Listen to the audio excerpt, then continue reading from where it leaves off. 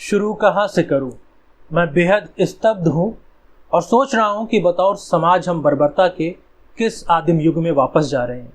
एक तरफ जहां बिहार में जातीय जनगणना के आंकड़ों पर अलग अलग जातियां अपनी अपनी हिस्सेदारी को लेकर हिसाब किताब लगा रही थी, वहीं दूसरी तरफ उत्तर प्रदेश के पूर्वी हिस्से में एक घटना ब्राह्मण बनाम यादव की पटकथा लिख रही थी। ब्राह्मण समुदाय के खिलाफ नफरत की टूल किट लेकर बैठे कुछ लोग इसे जायज ठहराने में भी नहीं चूक रहे हैं। 10 साल से चल रहे जमीनी विवाद ने 6 लोगों की जिंदगी खत्म कर दी। सीएम की जन सुनवाई पोर्टल पर 1000 से ज्यादा शिकायतें हैं, लेकिन प्रशासन अपने कान में उंगली डालकर बैठा रहा, जिसका नतीजा कि एक परिवार पूरी तरह खत्म हो गया। अपराध अब संविधान और आईपीसी की धाराओं के नजरिए से नहीं बल्कि जाति के आधार पर देखा जाने लगा है। सोशल मीडिया के कुछ ट्वीट्स देखिए। इस घटना को लेकर प्रशासन जितना फेल साबित हुआ है, उससे ज्यादा सामाजिक रूप से हम फेल साबित हो रहे हैं।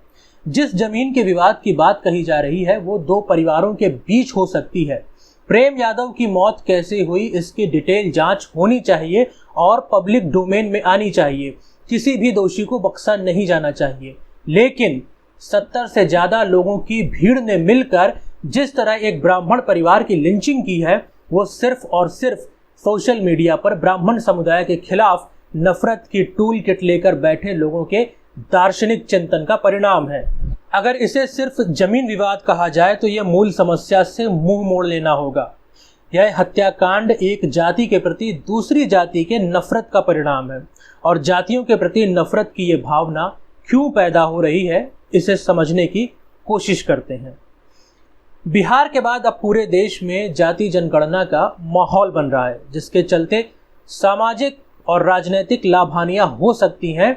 इसकी अभी डिटेल एनालिसिस किया जाना बाकी है, लेकिन दूसरी तरफ ब्राह्मण परिवार की एक लिंचिंग एक खतरनाक भविष्य की तरफ इशारा कर रही है कि जो जहां कमजोर पड़ेगा उसका वहां के समाज में सर्वाइवल मुश्किल है।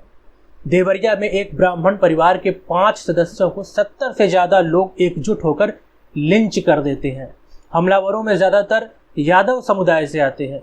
जमीन के विवाद में प्रेम यादव की हत्या के बदले प्रेम यादव का परिवार आरोपी के परिवार के लोगों को मार डालता। ये बात ठीक भी लगती कि बदला लेने के लिए किया गया एक कांड है, लेकिन यहाँ पर 70 से ज्यादा लोगों की भीड़, जिसमें पुलिस एफआईआर में 27 नामजद और 50 अज्ञात आरोपी हैं, वो सब मिलकर एक परिवार को, जिसमें महिलाएं और छोटे बच्चे भी हैं, उनको मार देते हैं। गौर करने वाली बात यह है कि इस भीड़ में शामिल सभी लोग मृतक प्रेम यादव के परिवार के सदस्य नहीं हैं, लिहाजा इसे पारिवारिक झगड़े का केस कहना हल्की बात होगी। ये जीता जागता नफरत का एक नमूना है, जिसमें एक वर्ग दूसरे वर्ग के लोगों से इतनी नफरत करने लगा है कि उसे हर हाल में मिटा देना चाहता है। गांव में बसे एक ब्राह्मण परिवार को कुछ लोग एकजुट होकर मार देते हैं। ये रिवेंज जरूर लगता है, लेकिन ये एक परिवार का दूसरे परिवार से नहीं बल्कि एक जाति का दूसरी जाति से। जाति जनगणना करने वाला बिहार जातियों के सामूहिक हत्याकांड के लिए बदनाम रहा है, पर उत्तर प्रदेश में इस तरह की घटना पहली बार हुई है। उत्तर प्रदेश के देवरिया में हुई इस घटना के लिए हमें यहाँ की सामाजिक पृष्ठभूमि को भी समझना होगा। बिहार से लगे जिले जैसे देवरिया, गोरखपुर और कुशीनगर ये ब्राह्मण वर्चस्व वाले जिले हैं। मंडल के बाद की राजनीति में भी यहाँ जो लोकसभा सांसद रहा है वो अधिकतर ब्राह्मण ही रहा है। कांग्रेस, बीजेपी या समाजवादी पार्टी के एमएलए भी ज्यादातर ब्राह्मण ही रहे हैं।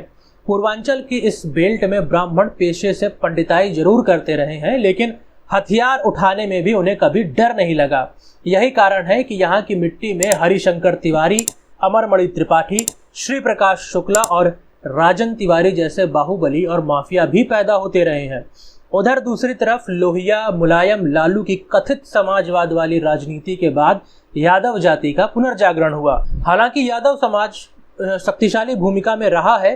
गोरखपुर से सटे आजमगढ़ जिले की बात करें तो इस जिले के यादवों में आज से 3 दशक पहले इतनी ताकत हो चुकी थी कि वो वर्चस्व रखने वाले ठाकुरों के खेत काट लेने की हिम्मत रखने लगे थे। गोरखपुर के आसपास के जिलों में एक समय में ब्राह्मणों का संघर्ष ठाकुर बनाम हुआ करता था, लेकिन इन जिलों में वर्चस्व रखने वाले यादव अब ब्राह्मण और ठाकुर दोनों को चैलेंज कर रहे हैं। योगी आदित्यनाथ के मुख्यमंत्री बनने के बाद में ठाकुरों पर सरकारी जाति बनने का आरोप लगता रहा है, बचे पंडित जो अब राजनीतिक रूप से कमजोर बताए जाते हैं। इस पूरे कांड में प्रॉपर्टी डीलिंग का भी एक बड़ा रोल है। इसी कांड में अपनी जिंदगी खोने वाले समाजवादी पार्टी के नेता प्रेम यादव जिला पंचायत के मेंबर और प्रॉपर्टी डीलर थे। प्रॉपर्टी के धंधे में चमकने के लिए ताकत और दबंगई सबसे जरूरी चीज है। यूपी के हर गांव और कस्बे में प्रॉपर्टी डीलर सक्रिय हैं। जिस यादव परिवार का एक सदस्य जिला पंचायत का मेंबर हो वो गांव में प्रभावशाली होगा ही, इसमें किसी को कोई दो राय नहीं होनी चाहिए। लगभग हर प्रॉपर्टी डीलर अपने कारोबार में यही करता है कि झगड़े की जमीन कम कीमत पर खरीद लो, या किसी परिवार में कोई कमजोर हो तो उसे फोड़कर जमीन लिखवा लो। ऐसे तमाम किस्से हम सभी लोगों के आसपास होते हैं।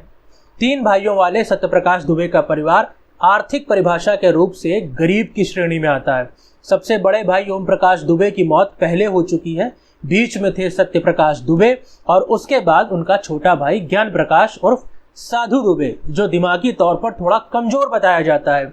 कहा जाता है कि प्रेम यादव ने उन्हें बहला फुसला करके 10 बीघा जमीन अपने नाम पर लिखवा ली थी। इसी बात का मुकदमा पिछले कई साल से चल रहा था। सत्यप्रकाश की बेटी शोभिता दावा करती हैं कि 1000 से ज्यादा एप्लीकेशन मुख्यमंत्री जन सुनवाई पोर्टल पर डाली गई, लेकिन समस्या का कोई समाधान नहीं निकला।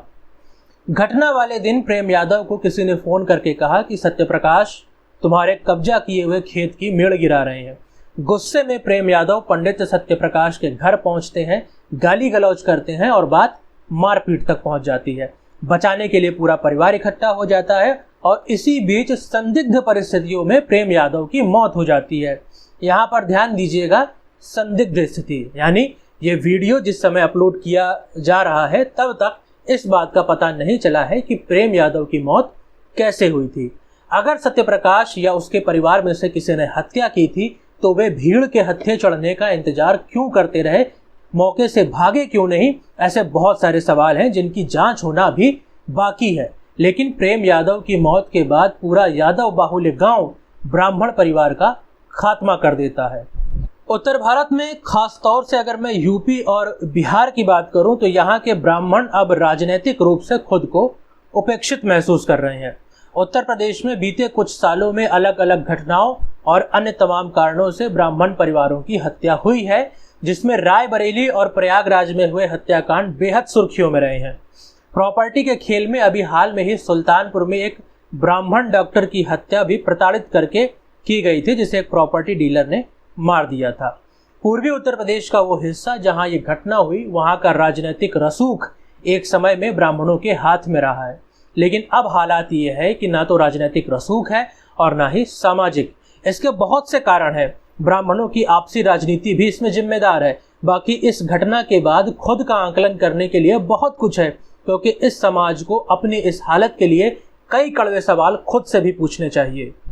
बहरहाल प्रेम यादव का परिवार और गांव के लोग भी बदला लेने के लिए पूरे ब्राह्मण परिवार का कत्ल कभी नहीं करते, क्योंकि ये बात सभी जानते हैं कि सामूहिक हत्याकांड को नरसंहार मान लिया जाएगा और पूरी प्रशासनिक मशीनरी आरोपी के परिवार के खिलाफ लग जाएगी। लेकिन फिर भी ये घटना हुई तो ये रोजाना सोशल मीडिया पर ब्राह्मण समुदाय के खिलाफ परोसी जाने वाले जहर का और जातीय राजनीति का असर है, जिससे गांव के लोग बिना कुछ सोचे समझे एक परिवार पर टूट पड़ते हैं। ये बात सोचने वाली है कि अगर न्याय भीड़ के हाथ में होगा और प्रशासन की चौखट पर पीड़ित का टाइटल देखा जाएगा तो जिन बर्बर आपराधिक हालातों से निकलकर हम यहाँ तक आए हैं, कहीं दोबारा वो समस्याएं फिर न खड़ी हो जाएं। बहरहाल यूपी पुलिस इस मामले में अब तक 16 लोगों को गिरफ्तार कर चुकी है। कार्रवाई अब जो भी हो, ना तो प्रेम यादव वापस आएंगे और ना ही सत्यदेव का परिवार, लेकिन न्याय का पड़ला दोनों पक्षों के लिए बराबर होना चाहिए। और अपील आप सब लोगों से ये है कि जातीय नफरत की टूल किट का हिस्सा मत बनिए, क्योंकि जातीय इतिहास को हर किसी ने अपनी अपनी नज़र से लिखा है। इस इतिहास को अगर वर्तमान में घसीटा जाएगा तो एक आदर्श समाज के लिए किसी जहर से कम नहीं होगा। जय हिंद।